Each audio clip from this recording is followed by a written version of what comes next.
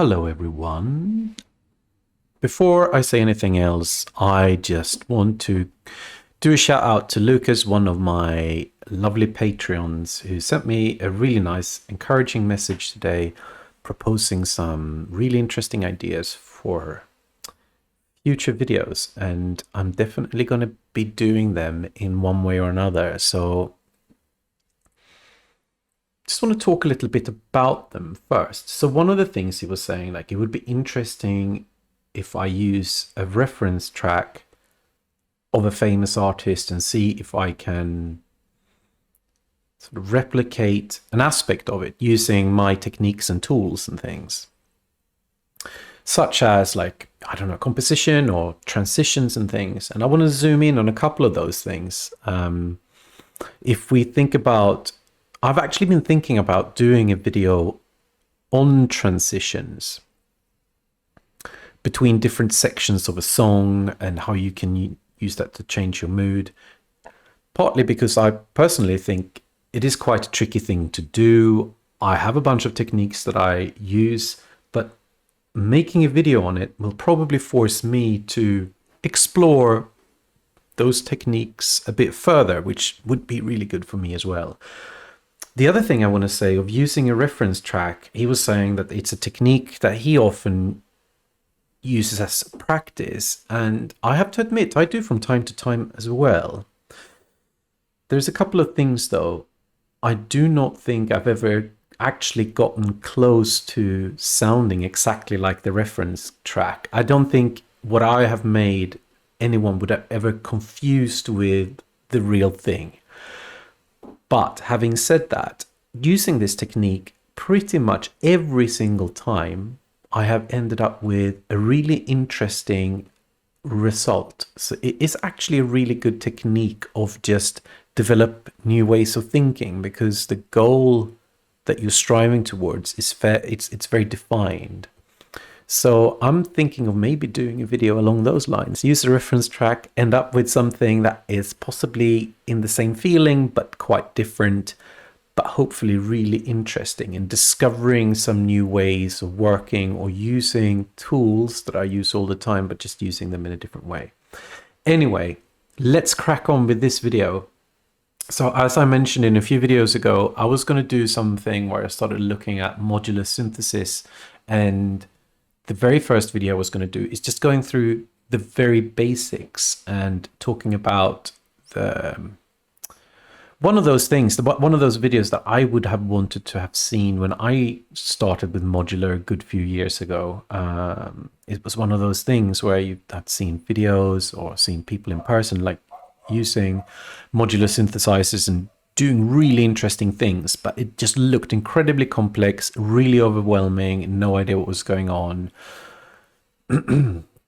But the fundamental things are not that difficult to achieve or to understand, actually. And if you understand those handful of things, that's going to give you a really good foundation in just starting your modular journey. I'm also going to talk about, like, the inevitable question: if you're not already on the modular bandwagon, where shall you start? There is a million things to choose from. And I'm just going to tell you, you're going to start with Eurorack. I'll put a link in the description. You may have stumbled upon it already. It's a free piece of software, which is the full-on modular synthesizer. And that is what I'm going to use to do this tutorial today, rather than struggling filming my modular with my phone, which didn't work out when I tried. There is mention in the last video, there's a camera on its way. Just had an email today. Apparently it's going to arrive next week. I don't know why it's taking so long. But I'm not going to let that stop me. And I'm going to use Eurorack just to go through these basics. So let's get cracking. And this video will assume that you have used some form of basic synthesizer in the past, whether that is in software or a hardware one, doesn't really matter. But we're going to start with the very, very basics here. So a VCO, that is an oscillator, and that is basically the thing that makes the sound. And if you have used something like, gosh, what's it called in Ableton? Analog, that's what it's called. It's called analog, isn't it? Yes, the basic synthesizer. You can choose simple waveforms that makes a sound. So that part of it is the oscillator. That's all it's doing. It's just making a tone. And here in VCV-Rack, the VCO1 is a very basic one. There's something very similar in the modular, like in an actual modular. We can talk about that in another video. Sorry, I shouldn't digress.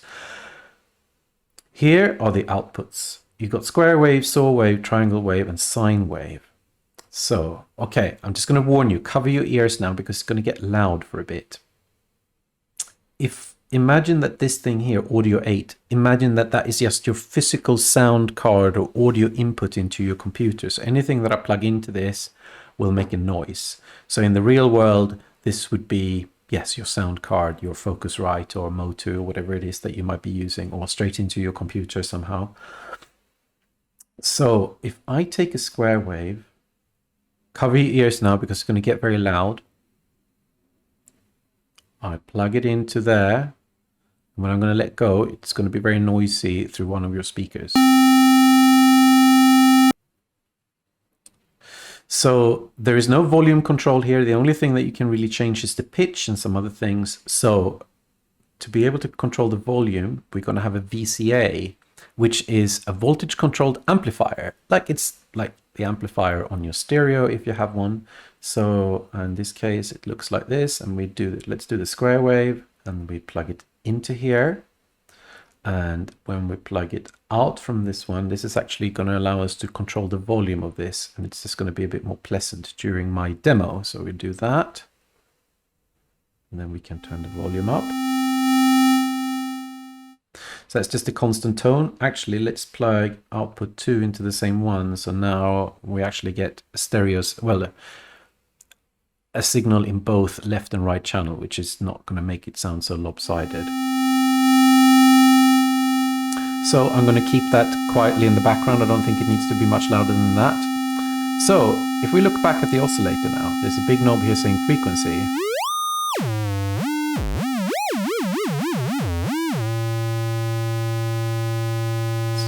Volume down. Okay, so sure, like if you got really quick fingers, if this would be a physical thing, you can make a melody by quickly turning this knob into the right position. But now here is where the modular thing comes in. These knobs can be controlled sending voltage in rather than doing it by hand. So a lot more, not always, but often a knob that you can control by hand also have some form of input, so you can control that with control voltage instead. So we have this thing here, which is sort of a MIDI input thing. So I'm just going to take the volt per octave and put that into the octave thing here. So now if I turn that volume up now and I press different keys on the keyboard,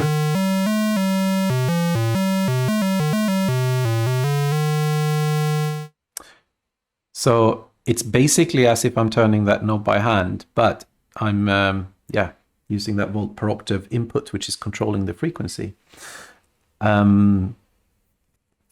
That's some very, very basic things. So we are sort of building our own instrument here. But as you heard, like the tone is still constant, even though we can change the pitch, it is constant. So we want to also control the VCA here. So we can take the gate, which is basically also a signal, but it's either just the volt per octave are different voltages sending out. So the higher voltages creates a higher pitch, and the lower voltage is a lower pitch. The gate is either completely off or full on.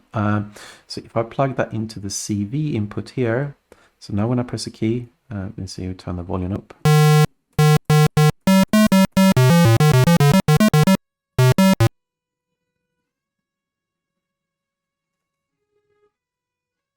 Where is that coming from?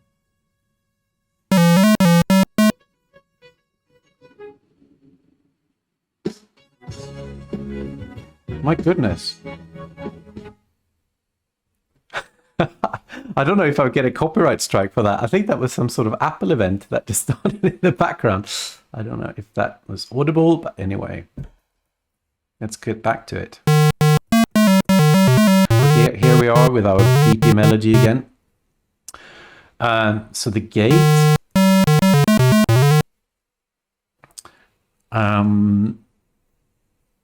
Gosh, I just lost my track there a bit. Sorry about that. Anyway, okay, so we probably want to have something like an envelope, an ADSR, attack, stain, release envelope. Come on, why don't you want to move? Is my trackpad broken? No. Okay. There we are. I want to move there. So here is an ADSR envelope. Attack, decay, sustain, release. You have seen it before. So we can use that to, rather than the gate just turning the voltage controlled amplifier on and off, let's just plug that into gate here. Turn that off for a brief moment. Okay, so whenever the ADSR receives a trigger signal, in this case like it sends a gate, it will run this attack, decay, sustain, release. It will create that waveform, which we then can attach to the VCA. So if we set the output of here to this, let's see if this works. We turn the volume up and then we're going to play some notes.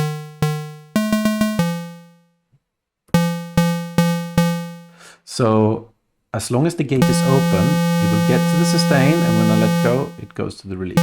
So you can see turn this up. So basically, this sends out a signal. The VCO sends a signal to the amplifier that sends it to the audio interface, and the ADSR just controls the volume. Again, it is as if you would be controlling the volume by hand like that, but you just get a module to do it instead. If this doesn't make sense yet, I hope it will do in a moment. Let's see. Then we can just add something more to this if we like. Let's see, we just shuffle things up around a bit. We'll put that one close to the audio interface. The ADSR we can put there. So at the moment, the square wave is going into the VCA, but let's plug that into the filter instead. And then we plug the low pass output rather than the high pass into the VCA. So now let's see. Oh no, not frequency. We want to put it to input.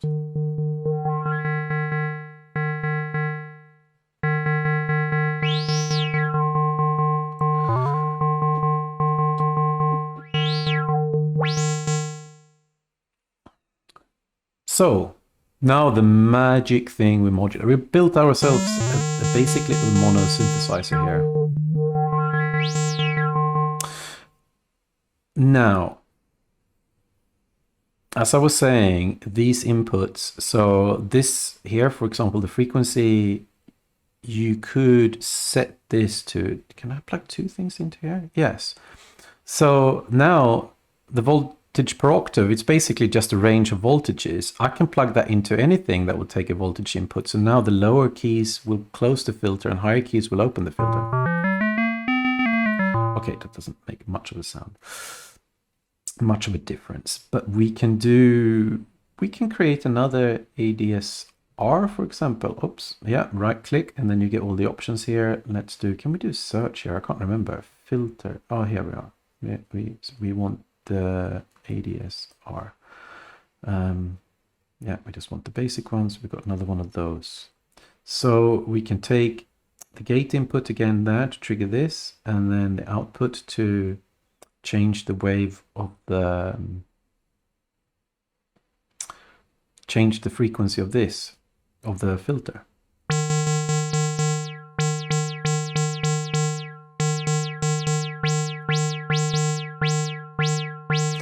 Or you can, let's do that. So if I unplug this now the volt per octave is not sent to the VCO, so it will just be, it will actually not change the tone, but we can use the ADSR, rather than controlling the filter, we can just have that to control the pitch, for example.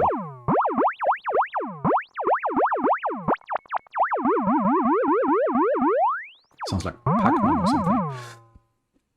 So any signal will work with anything in modular. You can't really, do it the wrong way. It's basically like just waveforms, or if it's literally like on-off gate signals, which is basically what a square wave is. It's like either on or off. So you can actually use another oscillator to control like the frequency of the filter, for example. Let's just plug this back in so it's a bit more sensible. We want the volt per octave to go into here. Okay, we got our melody back. So let's just create another oscillator. Right click, and we want oscillator. Let's do another one of the same ones, just keep it simple today. And then we can just do a constant square wave that just goes into the filter. I don't know what this is going to sound like, probably pretty awful.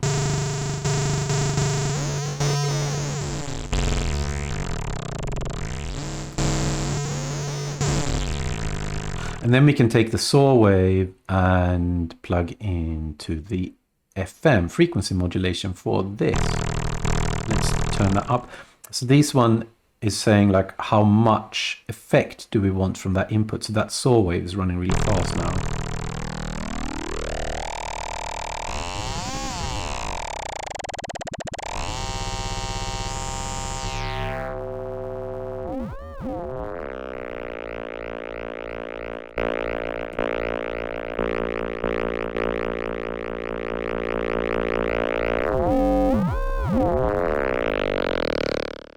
Okay, what other things can we use? So obviously now I got this MIDI thing that's sensible voltages in depending on which key I'm pressing. But you know what? Let's get rid of that.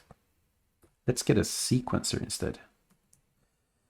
What shall we use? I don't know which one would be easiest. Maybe that one is fairly straightforward. Where did it go? Hello, little sequencer. Oh, there we are.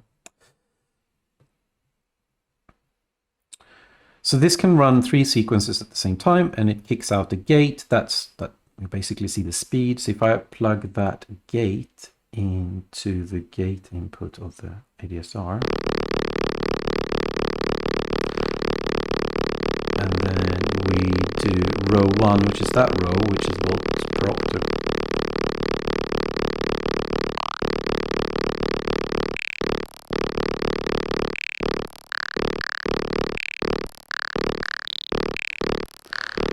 Those lights are not very bright. I don't know if you can come up on the screen, but you see which step it's going through.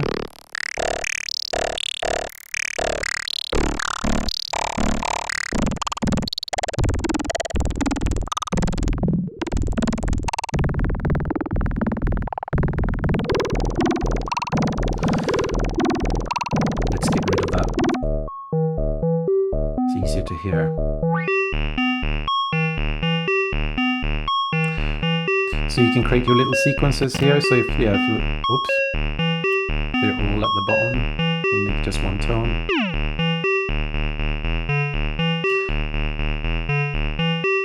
Can we stop this? Oh, that run, yeah. So basically, that is how it works. And as I was saying, like it's the same type of signal that you plug into everything. It's just like it needs to be fast enough to be audio rate. Just to prove this, let's get rid of some things. Let's get rid of that as well. So we can use the sequencer as an oscillator if you want to, as long as we run it fast enough. So if I just take row 1 here, I plug it into the input here. Click run. It'll probably just be click noise because it's the sequencer is not fast enough to let me see if I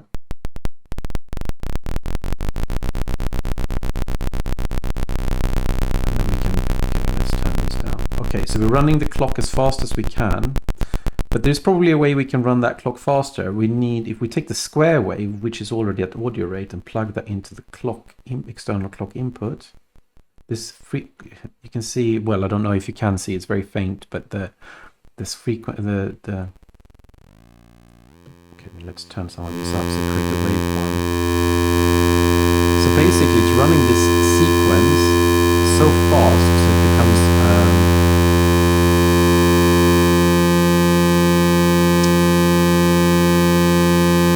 a waveform.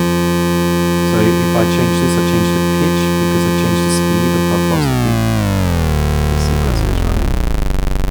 I don't know, does this make sense, or is this just super confusing? I would love you to say in the comments if this is just bonkers, because then I should try and redo this.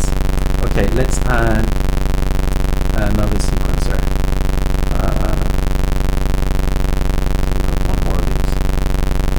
So let's change the pitch of this, which is then going to change the speed of that.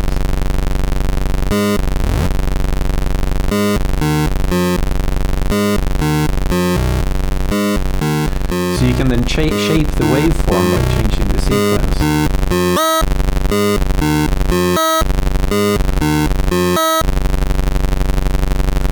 Anyway, I think the beginning, I hope the beginning of the video was somehow making sense a bit, just getting started with that basic thing that turning a knob by hand, you don't have to do that. You can plug in some voltage to do that turning for you. So you can use that for sequencers or attack, decay, release, etc. I might do some more Eurorack videos. I think it's such an amazing tool and so amazing for it to be free. You get loads of modules to explore. I think this range, the Eurorack standard ones, I would say they are probably closest to the Dopefer modules, which are the sort of very basic ones that you get from modular synthesizer. They are amazing for learning because they're just sort of focusing on one thing each often.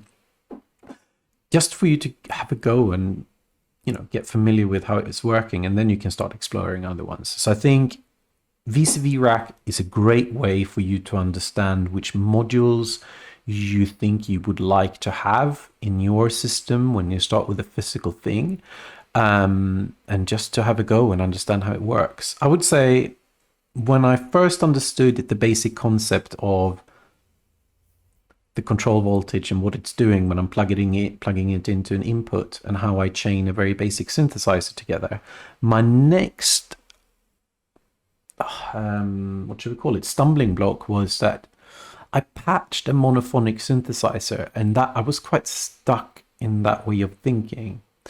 But the thing that I did after that was when I started realizing, like, no, you can use a sequencer as an oscillator, and, you know, like starting experimenting like that, then that's when it became interesting. The last thing I want to say is, before I go and have dinner, is I hope you like this content. If you do, check out my Patreon. If you want to support me, it would be absolutely fantastic. There will be more videos coming to you soon. Take great care, and please let me know if you got any ideas or feedback or anything.